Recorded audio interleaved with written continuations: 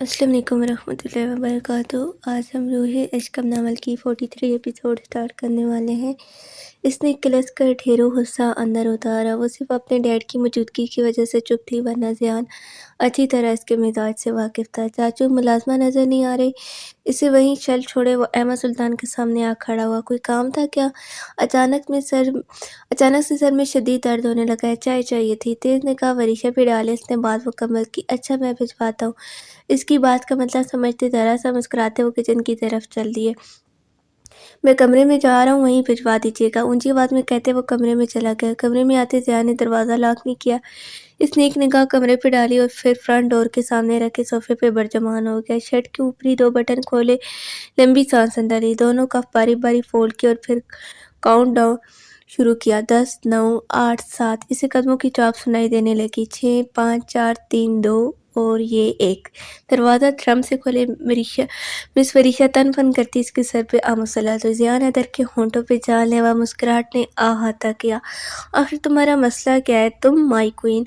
लबुदू जवाब दिया। क्या तुम खुद को समझते क्या हो? तुम्हारा हैंडसम शोर। बकवास बंद करो अपनी। वो गुस्से से पंखाड़ी। ध्यान का माथा टिंका इसकी कलाई को जकड़े यकदम से अपनी गिरफ्तार में लेते दोनों बाजुओं को इसकी पीठ पे बांधे वो मुकम्मल इसे बेबस कर गया। वो सब इतनी जल्दी हुआ, वरीशा को कुछ समझने का मौका ही नहीं मिला। इसके होश तो जब ठिकाने आए जब ज़िया ने इसके चेहरे पे आती लेटों को उंगलियों से कान के पीछे हिस्सा।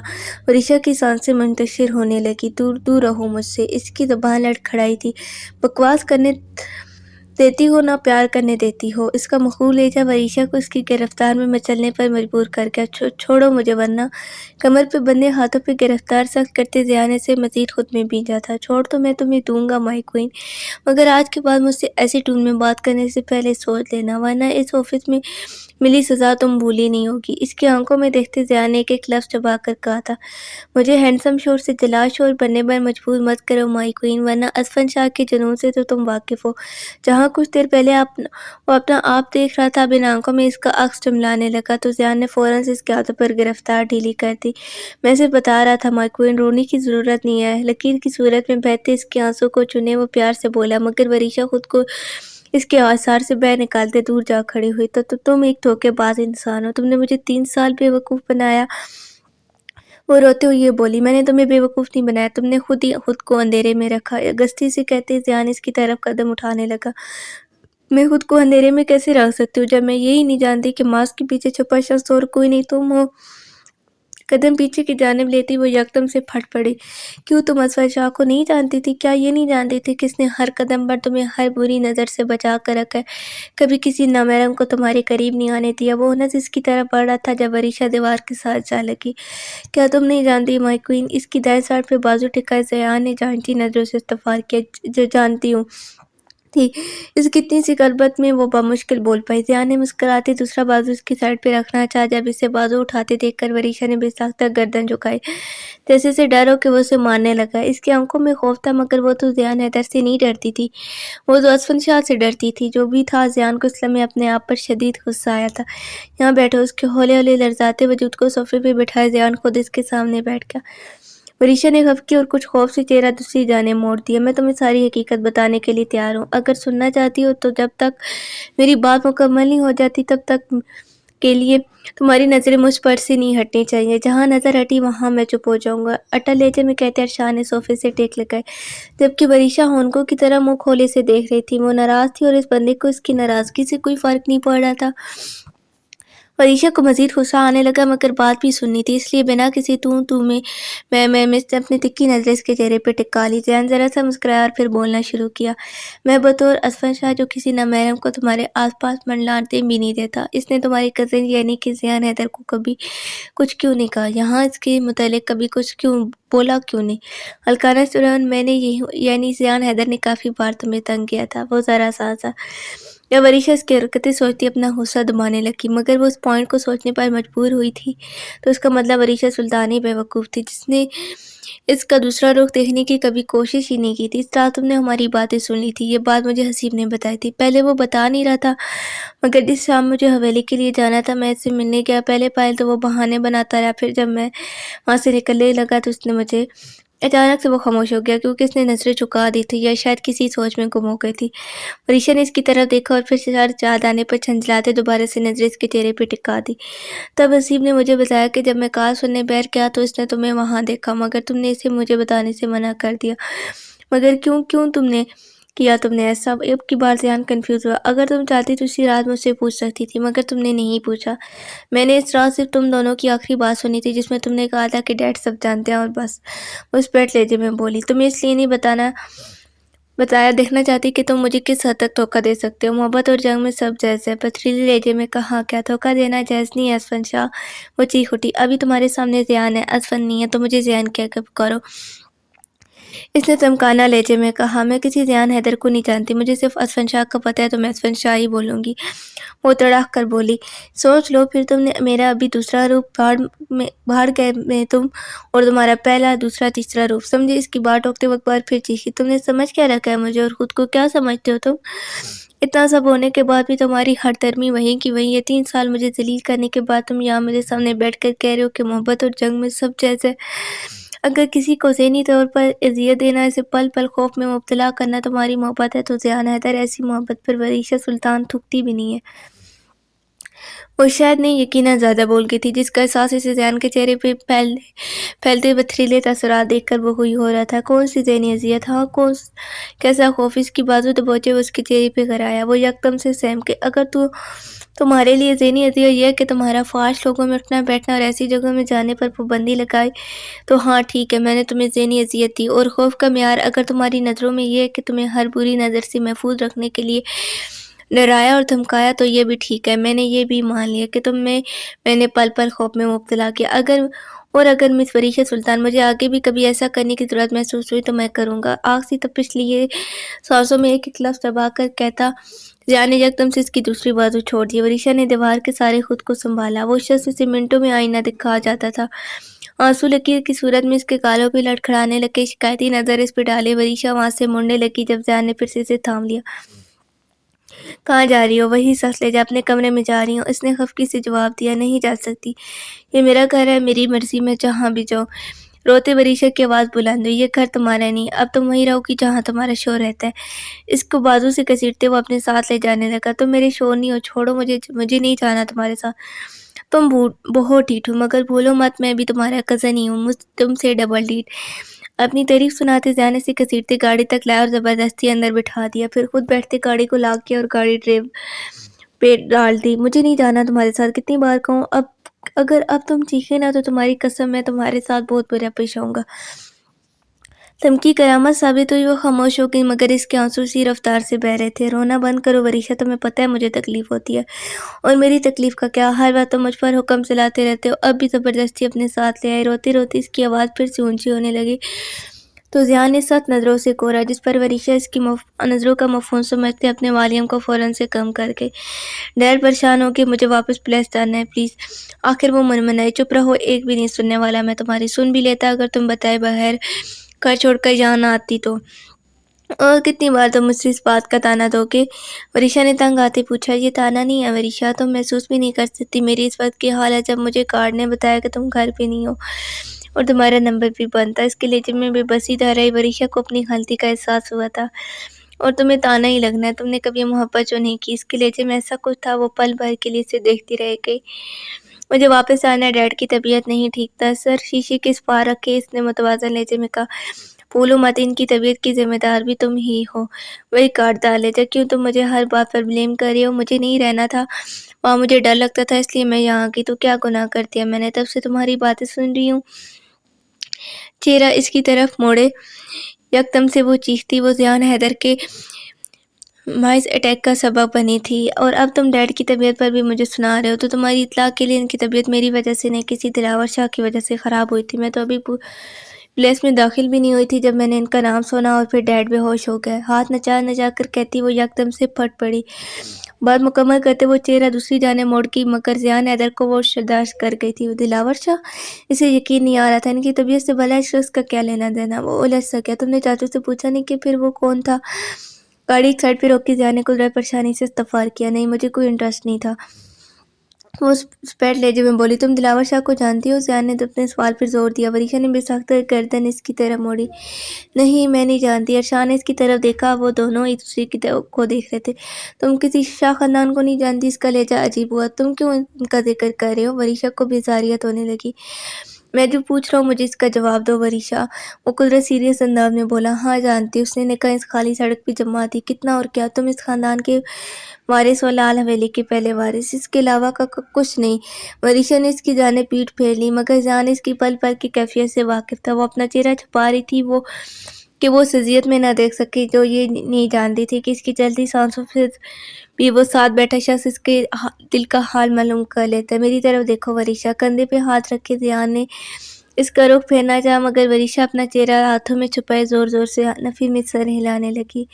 इसकी मदम सिक्कियाँ गाड़ी में गूंजने लगी तो बेसाख्ता ज़ियान ने इसकी पीठ को सीने से लगा लिया। वरीशा, इन्होंने मुझसे मेरी माँ छीन ली। ज़ियान सिक्कियाँ हिचकियों में बुलंद होने लगी तो ज़ियान को अपनी इतनी देर से इकट्ठी की हिम्मत जाती हुई महसूस हुई थी। तुम्हारी मम्मा को किसी ने तुमसे नहीं छीना। इससे दूरी बनाते ज़ियान ने सर झुकाए कहा।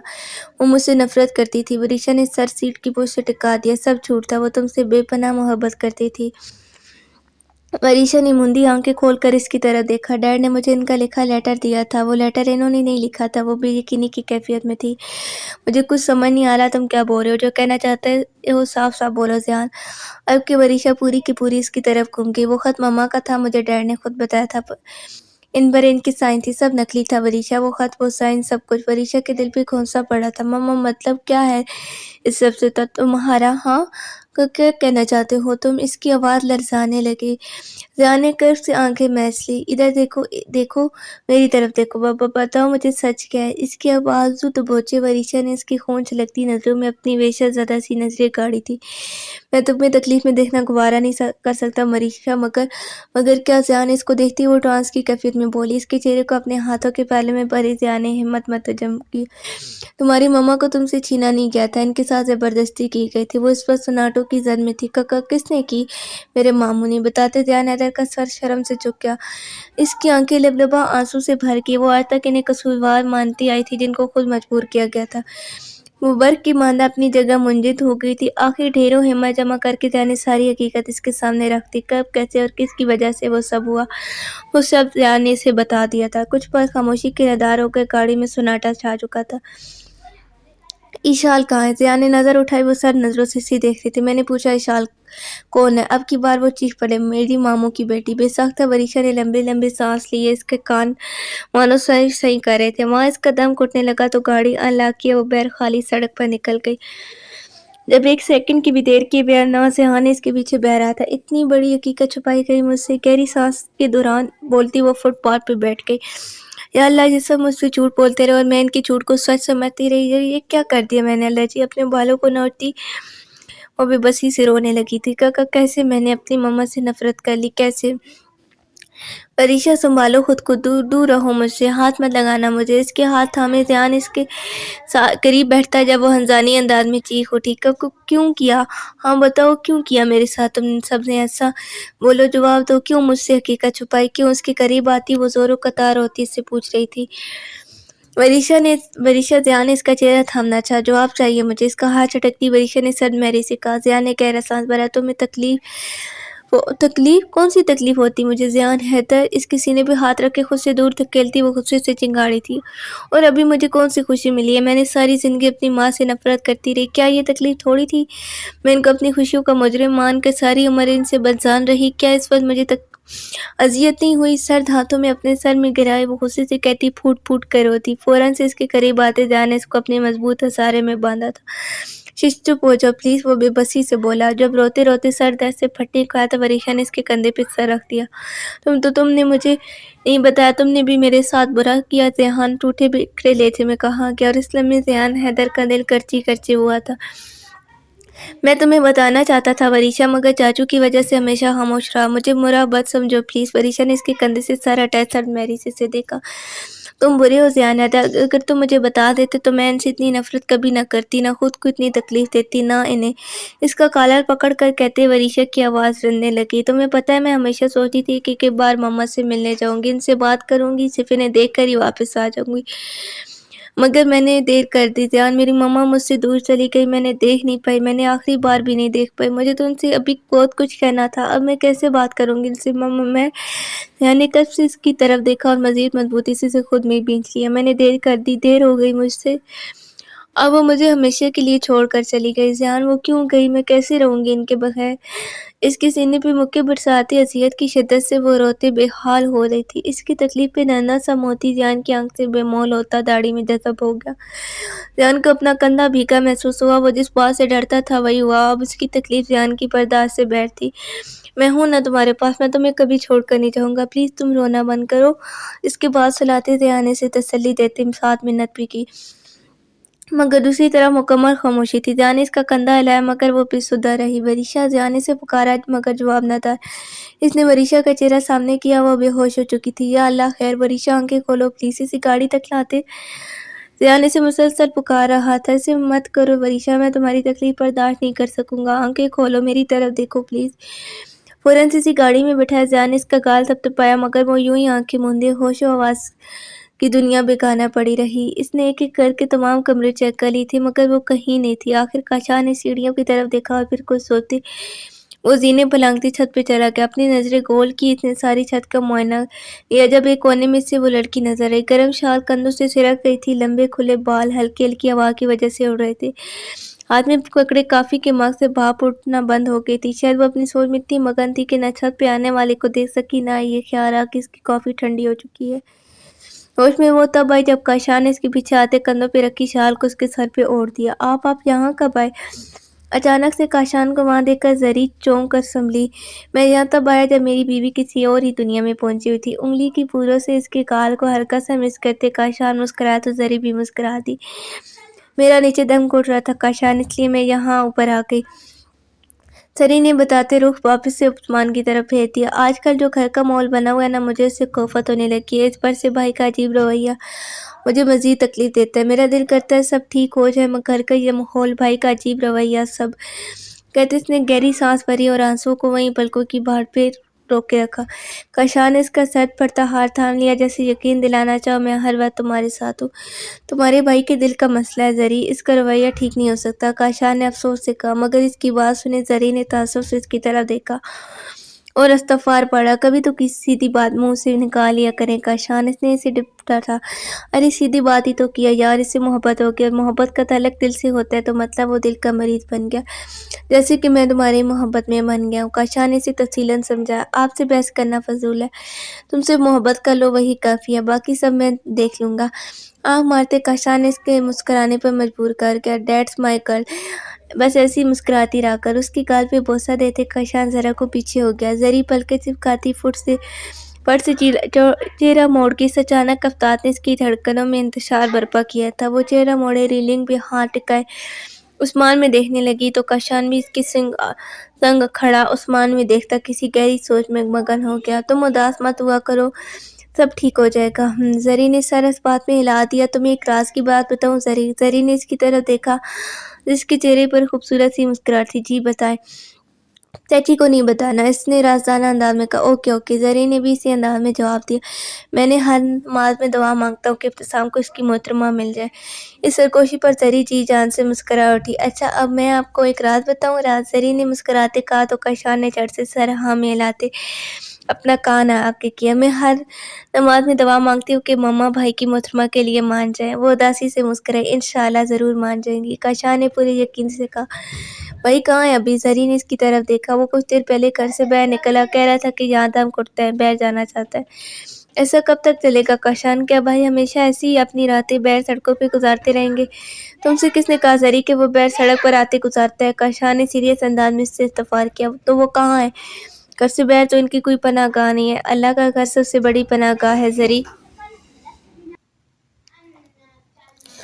مطلب وہ مسجد میں؟ ہاں وہ دھیما سا مسکرایا۔ زری کو حیرت نے آن گھیرا۔ کاشان جی؟ بھائی نے پورے 3 سال بعد پھر سے نماز پڑھنی شروع کی ہے؟ جانتا ہوں زری، کیا وہ یہ سب اس لڑکی کی محبت میں کر رہی ہے؟ کاشان نے اس کی طرف دیکھا جس کی آنکھیں نم ہو چکی تھی۔ وہ لڑکی ابتسام کے لیے اللہ کی طرف جانے والے راستوں میں ایک پل کی طرح ہے، وہ یہ اس لڑکی کی جستجو اور ابتسام کی پاک محبت ہے۔ جس نے دوبارہ سے اللہ کی طرف گامزن کر دیا۔ اب ابتسام وہ پرانا ابتسام نہیں رہا زری، اس نے سارے برے کام چھوڑ دیے، نشہ کرنا چھوڑ دیا، مار کٹائی کرنا، مطلب کہ اب وہ ہر راہ چھوڑ چکا ہے جس پر چل کر اسے اندیشہ ہوا کہ وہ اس لڑکی نہیں مل پائے گی۔ پچھلے ایک ہفتے سے اس کی ہر رات گھر سے باہر مسجد میں گزرتی ہے، وہ ساری رات جا کر اللہ کی عبادت کرتا ہے۔ اس لڑکی کے لیے اس نے روتے ہوئے پوچھا، مجھے بھی پہلے ایسا ہی لگا تھا زری، مگر میں خالص ابتسام یہ سب اس لڑکی کے لیے نہیں کر رہا۔ وہ آسودہ سا مسکرایا۔ زری یکٹک کھڑی سے سن رہی تھی۔ اس نے کہا کہ وہ پہلے اپنے رب کو راضی کرے گا، خود کو محترمہ کے قابل بنائے گا، اگر پھر وہ اس قابل ہوا تو اللہ سے اس کی محترمہ سے نواز دے گا، اور کیا ہوگا اگر انہیں وہ نہ ملی تو کاشان میرے بھائی کا دل ٹوٹ جائے گا۔ وہ زوروں قطار رو رہی تھی، اس لمحے کاشان نے اس کے لفظوں میں نہیں لہجے میں بھی اپنے بھائی کے لیے بے پناہ محبت محسوس کی تھی۔ اللہ کبھی اپنے بندے کو اپنے در سے خالی ہاتھ نہیں لوٹاتا، یا تو وہ نواز دیتا ہے یا صبر عطا کر دیتا ہے۔ اللہ جی پلیز میرے بھائی کو ان سے نواز دے، وہ بہت اچھے ہیں۔ آسمان میں نظریں اٹھائے اس نے نم آنکھوں سے درخواست بھیجی تھی۔ کاشان بھی ساختہ مسکرا دیا، آمین۔ رو مت زری، اللہ سے اچھے کی امید رکھو، سب بہتر ہوگا انشاءاللہ۔ تم دیکھنا اب اس پر کوئی آزمائش نہیں آئے گی، آمین۔ ان دونوں نے بیک وقت آمین کہا جب وہاں ایک کشتی اور بھی تھی جنہوں نے نم آنکھوں سے عثمان کی طرف دیکھتے آمین کہا تھا۔ وہ کچھ دیر پہلے ہی اٹھی تھی، نیند اسے کچھ خاص آئی نہیں تھی، بمشکل وہ آدھا گھنٹہ ہی سوئی ہوگی جب اس کی آنکھ کھل گئی۔ اشال نے گھڑی کی طرف دیکھا جہاں اس وقت رات کے 3 بج رہے تھے۔ بیڈ سے اٹھتی اس نے شال اٹھائی اور باوضو ہو کر جانماز بچھا دی، 4 رکعت ادا کی اور دعا کے لیے ہاتھ اٹھائے۔ آنسو زوروں قطار بہنے لگ گئے، ہاتھوں کو گرائے وہ سجدے میں جھک گئی اور پھر وہ شدت سے روتی چلی گئی۔ اتنا روئی کہ دل پہ لگے زخم بھرے نہیں مگر منداز ضرور ہو گئے تھے۔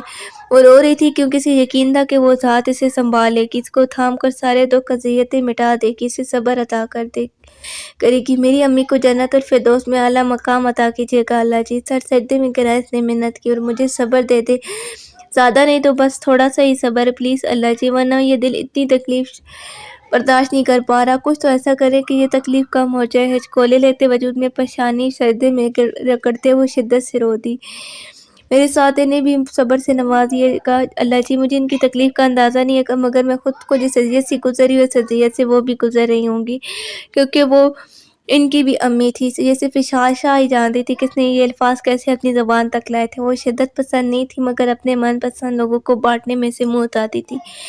یہ بات اس کے لیے تکلیف کا باعث تھی، اس کے علاوہ کوئی اور بھی تھا جو اس کی ماں کی محبت کا حقدار تھا، جو اس پر حق رکھتا تھا۔ وہ انسان کوئی اور نہیں آپ ہوں گی میری شاپی، میں نے کبھی خواب و خیال میں بھی نہیں سوچا تھا۔ خیر میری نقطوں کو تکتے اشال نے جانماز لپیٹتے خود سے سرگوشی کی، خیر سوچا تو میں نے یہ بھی نہیں تھا کہ میرے خود کے والد جنہوں نے مجھے جنم دیا وہی مجھے اپنی اولاد ماننے سے انکار کر دیں گے، وہی میری ماں کے قاتل نکلیں گے۔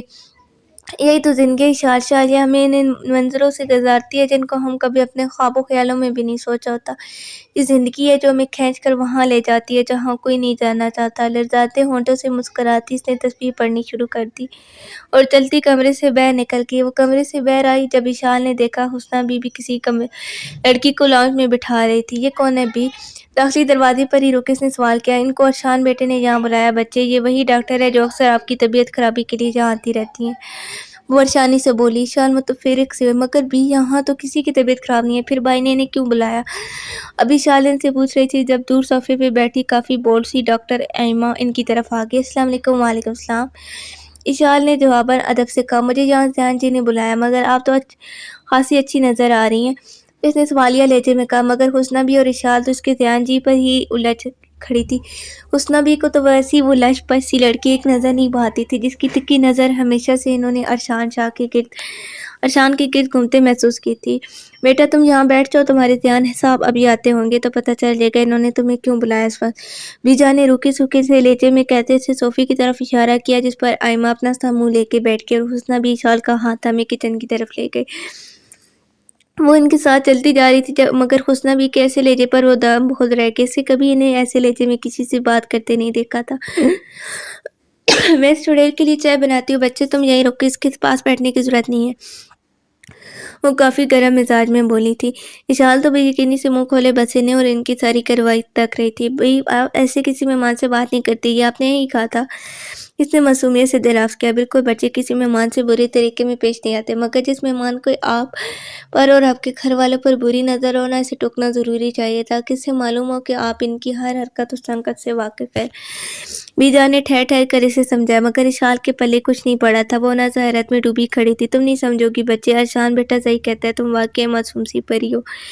बीजा ने कंग खड़ी इशाल को देखकर मुस्कुराते हुए कहा था, इसलिए हर कोई मेरी मासूमियत का फ़ायदा उठा जाता है। इसने ट्रांस की कैफियत में जवाब दिया। बीजा इसे देख कर रह गई। इतनी सी उम्र में से खुद से बड़े रोग मिल गए थे। वो मासूम सी लड़की फूलों जैसी मुरझा गई थी। पता है अभी मुझे अब समझ में आता है कि अब्बू मुझे क्यों हवेली से बाहर नहीं जाने देते थे। वो क्यों परी, क्योंकि इन्हें डर था कि जैसे इन्होंने मेरी मासूमियत का फ़ायदा उठाकर सारी ज़िंदगी मुझे अंधेरे में रखा, वैसे कोई और मेरी मासूमियत का फ़ायदा न उठा ले। वही टूटा बिखरा सा लहजा।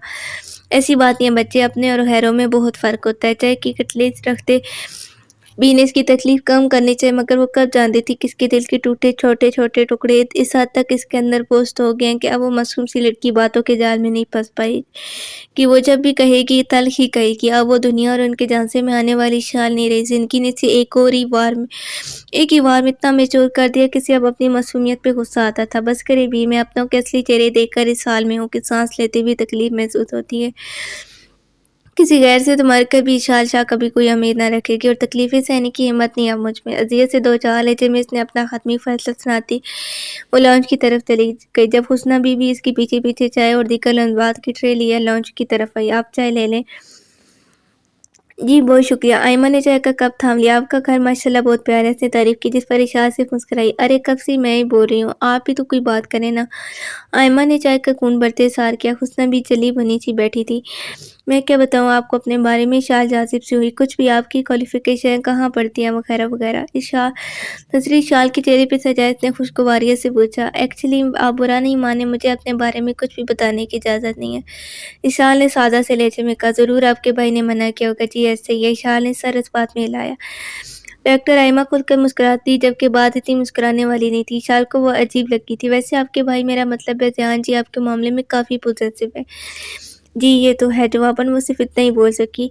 एंड आई एम श्योर वो अपनी वाइफ के मामले में बहुत पॉजिटिव होंगे। मैं तो कभी-कभी सोचती हूँ उनकी वाइफ की लकी होगी जिनको ज़ियान जी जैसे इतने हैंडसम और well educated husband life partner की सूरत में मिलेंगे। और अब विशाल को समझ में आता है कि हुस्ना भी सामने बैठी डॉक्टर अहमद से इतनी चिढ़ क्यों है। ऐसे बेसाख्ता हुस्ना भी की तरफ देखा जब वो मुश्किल खुद पे ज़ब्त किए बैठी थी, और फिर आयमा को देखा जो बिना किसी तहल्लुक और अपने स्टेटस का ख्याल किए इसके भाई की तारीफ़ों में कसीदे पढ़ रही थी। इशाल को अब इस माहौल और लड़की से कोफत होने लगी। अभी वो कुछ कहती जब ज़ियान हैदर अपनी बाहों में बेहोश फरीशा के वजूद को उठाए भागता हुआ अंदर दाखिल हुआ। या अल्लाह खैर। सबसे पहले हुस्ना भी होश में आई और भागती हुई बड़ी सी चादर लिए वरीशा के ऊपर डाल दी। डॉक्टर जल्दी से मेरे पीछे आए, कहते वो अपने कमरे की तरफ भागा और इसे ले जाकर अपने बेड पे लिटा दिया। हुस्ना बी ने फ़ौरन से इसके ऊपर कंफर्टेबल ओढ़ा था। कम फास्ट एंड चेक हर। इसकी बारों सी धाड़ पर कमरे के दरवाजे में खड़ी डॉक्टर आयमा होश में आती भागती हुई वरीशा के पास आई और इसे चेक करने लगी। वरीशा ठीक है, क्या हुआ इसे, ये अचानक बेहोश क्यों हो गया? जवाब तो कुछ बोल क्यों नहीं रही तुम? सुर्ख नजरें इस पर डाले वो वैसे ज़्यादा सा चीख उठा। पहली बार ध्यान हैदर ने किसी और अज़ात से इतनी ऊंची आवाज़ में बात की थी। डॉक्टर आयमा इतनी इसकी रिएक्शन पर हैरानी थी जितनी इसके लहजे में गम थी। इस लड़की के लिए परेशानी और दीवानगी देखकर हैरान और साकित रही। हैरत का झटका तो पीछे दरवाजे में खड़ी इशाल को भी लगा था। इन्होंने कुछ स्ट्रेस लिया जिसकी वजह से बेहोश हो गए हैं। घबराने की बात नहीं है, परेशान वो थे और पसीने डॉक्टर राहिमा के छूट रहे थे। जहां ने बेहोश हुई वरीशा से नजर उठाई और उस लेडी डॉक्टर को हैरान नजरों से देखा। घबराने की बात कैसी नहीं है, यह अचानक बेहोश हो गई, तुमने ज़ाहिर से चेक भी नहीं किया और कह रही हो घबराने की बात नहीं है। तुम्हें डॉक्टर किसने बनाया? वो दीवाना वार चीख रहा था। दफ़ा हो जाओ यहाँ से, नहीं है ज़रूरत तुम्हारी, मैं कोई और डॉक्टर बुला लूँगा। इसको बैर की तरफ इशारा करते हुए एक बार फिर चीखा। डॉक्टर आयमा को तो सांप सूंघ गया था।